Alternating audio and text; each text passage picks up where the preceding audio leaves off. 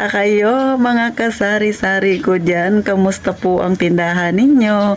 Ang lahat ba ay maganda ang benta? Si Ate Tintin matumal pa rin.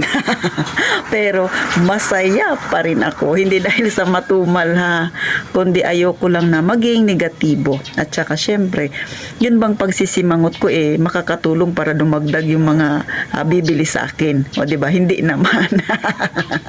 Kaya ngiti lang tayo para mabawasan ang kulubot at maunat-unat ang mukha. Char lang mga kasari.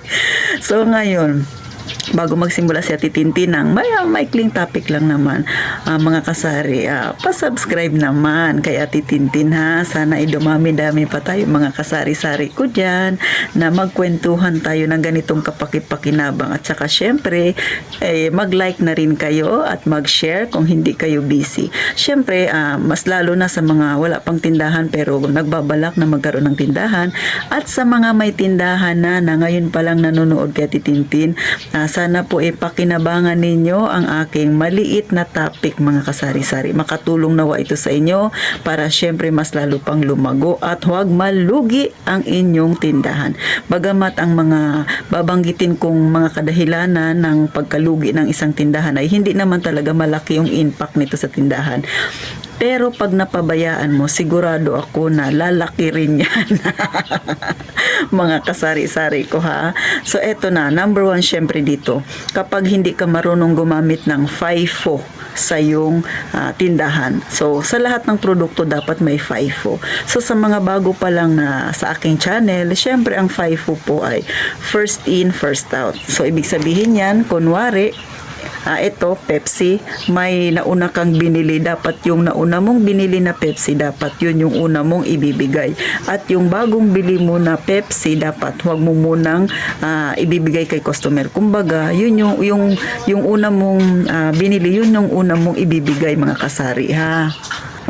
So, lagi nyo pong tatandaan yung ganong sistema mga kasari-sari kasi nga maganda na yung mga huli ninyong pinamili yung nasa ibabaw. Katulad ng ganyan sa dilata ko, kunwari ang nakahilera ng ganon ay preska. So, yung preskang apritada, so yung bagong binili ko ay na preskang apritado nasa ilalim. So, yung nasa taas niya, yun yung preskang apritada na mga dati ko pang stock. So, dapat ganon kayo mga kasari sa inyong paninda. So, hindi lang sa dilata, maging sa kape rin mga kasari. So, dapat may technique kayo para mai-apply ninyo ang inyong FIFO sa inyong paninda para hindi kayo magkaroon ng expired na paninda.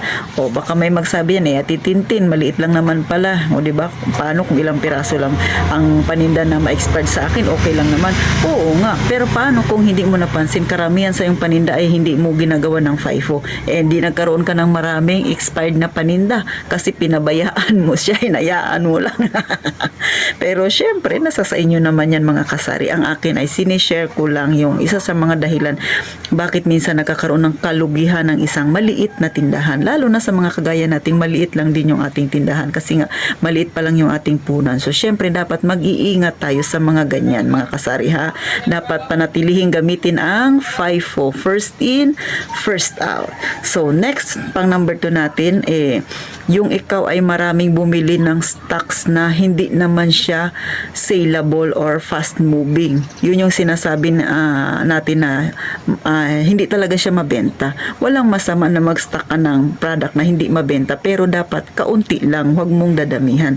Kasi nga, baka mamaya nakita mo lang promo, buy one take 3. O di bumili ka ng marami kasi nga naman syempre malaki ang kikitain mo. Paano kung hindi mo napansin, malapit na palang expiration nun. Tapos hindi pa siya mabenta sa iyo. Okay lang sana kung malapit na siyang mag-expired pero mabenta siya, hindi siya maaabot ng expiration kasi dahil talagang mabenta siya sa tindahan ninyo. Okay yun. Pero paano kung hindi siya mabenta tapos dinamihan mo ng stock? So sinong babalik ka nun? Ang tindahan mo dahil malulugi ka. O di ba? Kahit pa sabihin niyo, maliit lang naman natin Tintin. Oh, maliit nga. Paano kung hindi mo napansin, di lahat ng paninda mo, ganyan, ang dami mong paninda na stock na hindi naman siya saleable. Tapos yung iyong puhunan, nakapending lang din. So, hindi mo siya agad mapapaikot.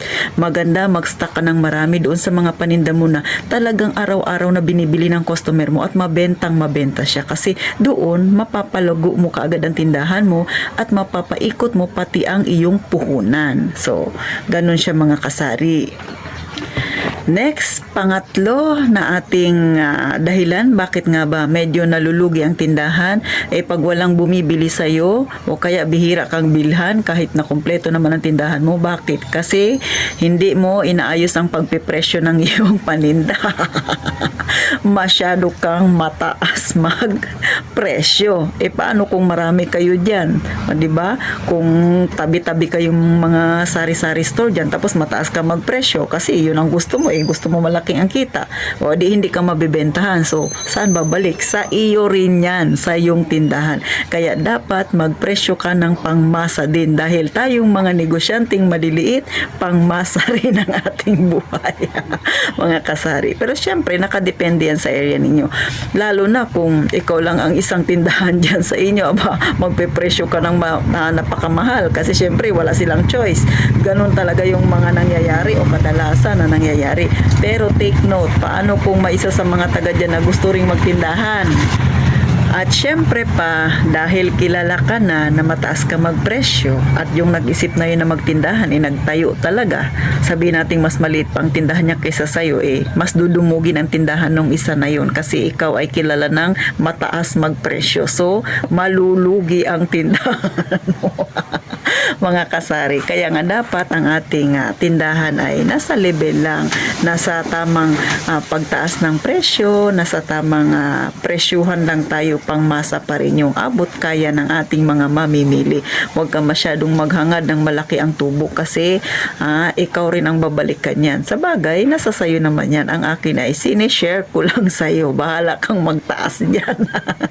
Gusto mo iabot mo hanggang langit ang taas ng presyo ng paninda mo, pero sinisigurado ko sa iyo wala nang bibili sa iyo, kasari. So ganon mga kasari. Char lang yan natitintin. Pero di ba? Kahit ikaw naman, mamimili ka rin. O, saan ka ba bibili? Doon sa mura o doon sa mahal? Siyempre, naghahanap ka ng mas mura, di ba? Kasi nga, yung ating pera ay pinagkakasya lang natin. So, ganun din ang ating mga mamimili. Naghahanap din yan ng sari-sari store na medyo mababa ang presyo. Kaya, huwag masyadong mataas ang presyohan, mga kasari. Siyempre, at ang panghuli, isa sa mga dahilan bakit nalulugi ang sari-sari store, ito talaga, real talk talaga ito. Yung mga taong iwas ka dito, mangungutang sa'yo na hindi na magbabayad, talagang shutdown ang mangyayari sa iyong tindahan, kasari, pag hindi ka nag-iingat sa ganitong tao. Lalo na kung ikaw ay friendly. No, wala namang masama na friendly ka. Maganda nga yun kasi marami kang customer. Pero dapat may boundary ka. Bakit? Iwasan mo ang magpautang. Kung hindi maiiwasan, syempre mag-set ka ng boundaries. Ang mga ganyang topic ay na-topic ko na ito sa mga nakaraang vlog ko pa, mga kasari. Syempre ito sa akin ay pahapyaw na lang. So, 4 na dahilan bakit nalulugi ang iyong tindahan. Bagamat ang 3 dito ay nasa sa ating mga kamay, syempre yung pang-4, ito yung pinakamatindi. Nasa sayo rin kung magpapautang ka. Pero may mga customer naman na okay naman magbayad. Kaya nga mag-iingat ka, kasari, sa iyong pagdidesisyon sa mga taong gusto mong papasukin sa iyong tindahan. Baka meron dyan na makalusot hindi marunong magsoli ng kanilang hiniram o inutang sa'yo. Sino ang babalikan? Ang iyong tindahan. So yan na mga kasari ang 4 na dahilan bakit nalulubog yung ating tindahan. Bagamat hindi naman talaga siya big factor, pero maaaring kawalan ito sa ating puhunan. Mga simpleng talakayan lang naman ito, mga kasari, pero magiging malaking ambag ito lalo na sa mga baguhan pa lang, sa mga may tindahan dyan. Mag-iingat kayong lagi, mga kasari, sa pagdidesisyon ninyo sa inyong tindahan, lalo na kung kayo ay kagaya sa akin na yung pagtitindahan ay pinili ko na talagang maging buhay ko dahil nag-resign na ako sa trabaho. Wala na akong pupuntahan kundi ito na lang tindahan ko, kaya pinagbubuti ko dahil ayoko mawala ito sa aking mga kamay. Ayoko nang bumalik sa pagiging empleyado, mga kasari. Napakahirap. So paano mga kasari? Sana kahit paano napangiti kayo, natitintin, nagkaroon kayo ng kaunting kaalaman, may natutunan kayo, may aral ba na natanim sa isip ninyo mga kasari? Sana meron po, para syempre matuto tayo at huwag magkamali sa pagdidesisyon natin at hindi malugi o mag-shutdown ang ating maliit na tindahan. So hanggang dito na lang mga kasari, at ito na naman ang atitintin ninyo, ang inyong pambansang tindera. Please pa-subscribe naman mga kasari, at syempre pa share nyo na rin sa inyong mga kakilala mga kasari. So paano? Mag-iingat kayong palagi mga kasari.